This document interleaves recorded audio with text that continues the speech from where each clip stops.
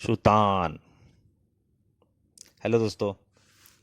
सुल्तान comic के पिछले भागों में आपने पढ़ा कि सुल्तान के पिता मेसमर को डाकोर और कास्कोर मिलकर धोखे से हमला करते हैं और उसे मार देते हैं। परंतु सुल्तान के पिता मरते नहीं हैं और जिंदा रहते हैं, सम्मोहिनी निद्रा में चले जाते हैं। सुल्तान अपने पिता को छुड़ाने के लिए तिलसिम ओलंपाक पहुंचता है और वहां पर उसका चयन हो जाता है। और सुल्तान के सामने वही राक्षस आता है बाद में, जिसका सुल्तान को इंतजार था, डाकोर। यहाँ तक की कहानी आप पिछले भाग में पढ़ चुके हैं, पिछले भागों में। अब इसके अंतिम भाग में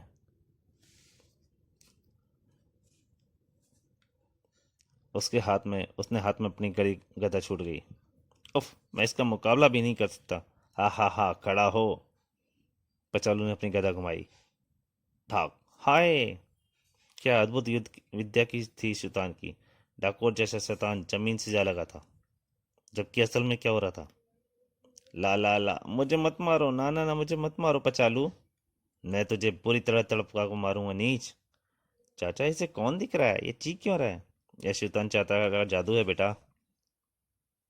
तो बता, मेजमर का ताबूत कहाँ है? वो तिलसी में ओलंपाक में बंद है। वहां अब मैं भी नहीं जा सकता। सुल्तान जो पूछा था डाकोर वही बक रहा था। सबको लगा कि पचालू बहुत जोर से उस पर वार कर रहा है। तो ले फिर मर। आहा, मरा। डाकोर की हृदय गति रुक गई और डाकोर मर गया नीच। कमाल का जादू है, बिना हथियार के बंदे की जान ले ली। उसने खुद को मरता हुआ समझा और वह सचमुच में मर गया। सुल्तान की सामूहिक शक्ति का सब लोहा मान गए। मधुबन का राजा माके सिंह। वाह, क्या शानदार बदला लिया है सुल्तान ने। वाह सुल्तान चाचा। बाकू का राजा राकू पचालू पचालू करता हुआ मर गया, जबकि वहां कोई पचालू था ही नहीं। तेजगढ़ का राजा धीरे आए। रुकावट के लिए खेद है। यह क्या मतलब हुआ? रुकावट के लिए खेद है। यह है विकासनगर विज्ञापन प्रसारण सेवा का अंतर्राष्ट्रीय केंद्र। हमेशा इस्तेमाल करें मोहिनी स्वास्थ्य घट्टी, आपके बच्चों के लिए, बेहतरीन स्वास्थ्य के लिए। आहा, मीठी मीठी। उस विज्ञापन के फलस्वरूप मोहिनी घट्टी की बिक्री हर देश में फैल गई। महाराज, हमारी मोहिनी घट्टी की मांग पूरे विश्व में हो रही है। वाह, फिर तो मोहिनी तेल, मोहिनी दर्द निवारक, मोहिनी रूप निखार, अन्य चीजों के लिए विज्ञापन आने चाहिए। महाराज, हमें वह जबरदस्त मांग पूरी करने के लिए और कारखाने बनवाने पड़ेंगे। महाबली फूचांग के पास यह संदेश पहुंचा। महाराज, विकास मोहन चाहते हैं कि महाबली दूरदर्शन पर अन्य चीजों का भी विज्ञापन दें। हाँ हाँ, जरूर देंगे। खूब खजाने भर ले विकास मोहन। तिलसिम लंपाक मेरे हाथ आते ही तेरे खजाने समेत उड़ जाऊंगा यहाँ से। हा हा हा। अब तुरीन को देखूं, वह क्या कर रही है तिलसिम ओलंपाक में। तुरीन और कपाला दोनों बढ़ चले थे तिलसिम ओलंपाक में। म्याऊं। पता नहीं कितनी लंबी सुरंग है, यह तो खत्म होने का नाम ही नहीं ले रही। किंतु सुरंग भी शायद तुरीन के इन्हीं शब्दों का इंतजार कर रही थी। म्याऊं। आह उफ। तुरीन एक फिसलन पे तुरंत फिसल गई और तेजी से फिसलती आ रही थी। उफ, यह क्या मुसीबत आ पड़ी। तब फैली तुरीन की आंखें जब उसने वह खौफनाक दृश्य देखा। ओ कपाला, बचो। कपाला सीधा मौत के मुंह में चली गई। इससे पहले कि मक्का दानव अपना जबड़ा बंद करता, तुरीन उछली और, तुम मेरी कपाला को हजम नहीं कर सकता दानव। शक्ति में पुरुषों की बराबरी कर रही थी तुरीन। मगरमच्छ का जबड़ा चीर दिया उस बिजली की गेटी ने। कपाला को सुरक्षित निकाल लिया उसने मौत के मुंह से हाथ डालकर।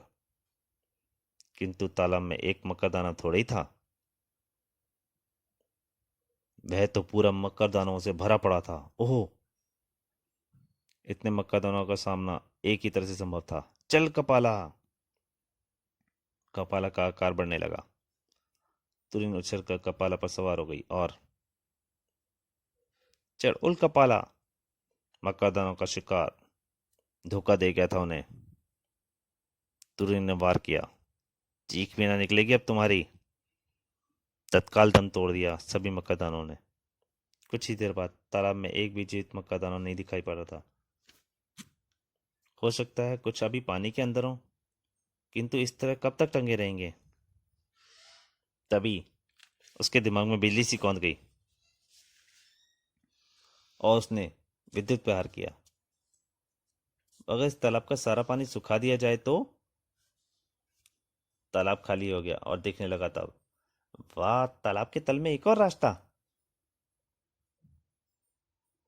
तुरीन उतर गई एक और सुरंग में। देखते हैं रास्ता कहाँ ले जाएगा। कपाला अपने पूर्व रूप में आ गई थी। धर्मावली फूचांग, शाबाश तुरीन, तुमने तिलस्म पे की पहली ओलाबंद की पहली बाधा पार कर ली है। फूचांग ने दूरदर्शन आईने का दृश्य बदला। अब देखता हूँ बोकाल सुल्तान अतिक्रूर क्या कर रहे हैं। बोकाल, सुल्तान, अतिक्रूर और श्वेता खड़े थे एक खौफनाक मुसीबत के सामने। उफ, यह क्या भला है। घबराओ मत, मैं देखता हूँ इसे। जबरदस्त। ऐसी क्या जबरदस्त बला थी वह। हिमदानव, तुझे तो एक ही बार में कत्ल कर दूंगा हिमदानव। बस गया ही समझो, ही। क्या वाकई इतना आसान था। हिमदानव ने हिमशिला उठाई और उफ, किसी भी पल हिमशिला भोकाल को रौंद देती कि बीच में आ गया सुल्तान। भोकाल बचो। इधर जमा दिया अगले पल ने। हिमशिला की चपेट में आ गया था सुल्तान। आह, शिला से सिर टकराने से भोकाल भी अपने होश खो बैठा। अतिक्रूर ने श्वेता को उठाया और, पहले मुझे इस बच्ची को सुरक्षित जगह पहुंचाना है, फिर निपटूंगा इस राक्षस से। भोकाल चाचा, सुल्तान चाचा। अतिक्रूर आगे और हिमदानव पीछे। मुझे छोड़ दो, मेरे दोनों चाचा वहीं रह गए। जल्दी ही कुछ करना होगा, फिर उन दोनों की खबर भी लेनी है। बर्फ से बने उस पुल की तरफ, जो कि उसका वजन सह पाने के काबिल नहीं लग रहा था। बस ये पुल पार कर जाऊं। किंतु अपनी जान की कीमत में उन्हें किसी की नज़र में नहीं थी। पुल पार कर गया अतिक्रूर। पीछे पीछे हिमदानों ने भी पैर आगे बढ़ाए। यह भी अगर पुल पार कर गया तो। बड़ा तो वह भी तेजी से आ रहा था। तभी कौंधा अतिक्रूर के दिमाग में जबरदस्त विचार, मेरी ठोकर यह पुल हरगिज नहीं सह सकता। और हिमदानों के पैर के नीचे से पुल खिसक गया। आओ। जा गिरा हिमदानव सैकड़ों फीट गहरी खाई में। वहां पर सिर्फ मौत की आखिरी आवाज ही गूंजती है। लंबी सांस ली, चैन की सांस अतिक्रूर ने। चलो, जान छूटी हिमदानव से। और भोकाल सुल्तान, अरे यह श्वेता तो बेहोश हो गई। नन्ही बच्ची अपने दोनों चाचा के लिए चीखती चीखती बेहोश होकर बैठी थी। अब अब मैं उस तरफ कैसे जाऊं, भोकाल और सुल्तान की खोज खबर लेने। फंस कर रह गया था तिक्रूर। उधर भोकाल को कुछ पल बाद होश आया। उफ, मैं बेहोश हो गया था। सुल्तान, सुल्तान का क्या होगा। और सुल्तान का ख्याल आते ही उसकी नजर गई हिमशिला पर। मैं फुर्ती से उठा और, नहीं सुल्तान नहीं, ऐसा नहीं हो सकता, मेरी खातिर तुम अपनी जान नहीं दे सकते। भोकाल के असीम बाहुबल के सामने उस शिला कब तक टिके रहती। अंततः वह दूर लड़कती चलेगी। परंतु एक और आश्चर्य, हाँ, सुल्तान कहाँ गया। उसका तो यहाँ नमो निशान नहीं है, जबकि मैंने खुद उसे सिमशिला की चपेट में आते देखा था।